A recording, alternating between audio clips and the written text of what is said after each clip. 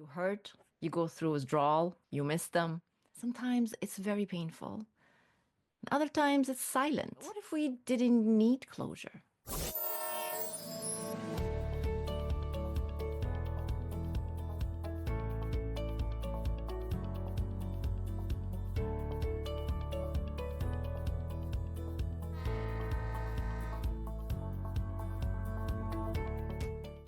On today's Healing Train episode, I want us to discuss healing from friendship breakups, especially the unexplainable ones. Now, I know that kind of sounds weird, referring to friendship as a breakup. We don't usually look at it that way, but it kind of is when you think about it. You hurt, you go through withdrawal, you miss them, you feel life is empty without them. You may cry, you ask a lot of why. I will share with you my perspective, and of course, everyone can share theirs. So please do comment and tell me what you think and how it feels for you. I have personally lost friends, and to this day, I have no clue what happened. And I also ended friendships on my own will when it felt necessary for my well-being. And then there are those friendships who are on the fence. You're not really sure where you are. No one is saying anything. There are no fallouts, no incidents that took place that you're aware of. So you just let it be. If they feel like reaching out, cool. If not, okay. Nothing you can do about it anyway. What we end up doing, though, most of the time is build a narrative, coming to some assumptions and conclusions that may, in the end, being untrue. We assume the worst, either about ourselves or the other person. I feel it's our human need to find closure or just to understand why. What happened? What did I do to deserve this? And we just end up going into a cycle of victim mode. We do this with friendships that are on the fence. And we also do this with friendships that already ended, the ones that ended not by our own choice. For some reason, things ended. Maybe there is no valid reason. Maybe there was a conspiracy and a third party intentionally separated you for their own gain. Maybe the reason for you isn't a reason to end a beautiful friendship, but for them, it was a good enough reason. And maybe this beautiful friendship was only an illusion you created. Maybe it was just one-sided all along. And maybe it's just the other person going through something heavy that they couldn't communicate, something you had no idea about. But in the end, they made a choice to distance themselves or separate themselves from you. Rightly or wrongly, it's a matter of perception. Maybe they regretted it, but didn't know how to get back to the friendship. Maybe the pride stopped them from admitting that they made a mistake. Maybe they assumed you didn't care. Maybe they convinced themselves it was for the best. A lot of maybes, because none of it is for certain. It's all our speculation, reaching to assumptions. It's our way of finding a way to close that chapter and to come to peace with it. But what if we didn't need closure? What if it didn't really matter the reason? What if it were to be a lesson that you needed to learn? Learning to accept that some things may never make sense to you. Some things disappear without an explanation. Like how socks disappear in your washing machine. Oh well, what's gone is gone. What ended, ended.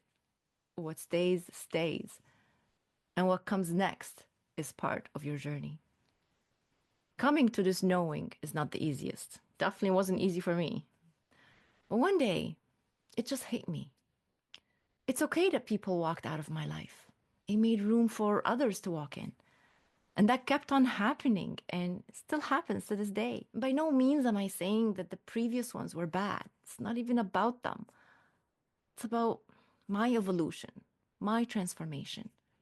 Sometimes it takes you being removed from a circle that was possibly not supporting your growth to the next level. So the universe, God, does it for you. Sometimes it's very painful. Other times it's silent. It's kind of like when you get fired from a job. We immediately think it's not fair and this shouldn't have happened, and we blame everyone. Not realizing that the universe was pushing you out to something much better, whether you were able to see it or not. That's totally up to you. You could be stuck and unable to walk away, so hey, you get a little help from up above. The same goes for friendships, whether they're the unhealthy ones holding us back from moving forward or just things happened. Point I'm trying to make: let's not be consumed with why a friend broke up that bond that you were so attached to, and instead put your attention on where you are now and how you have evolved.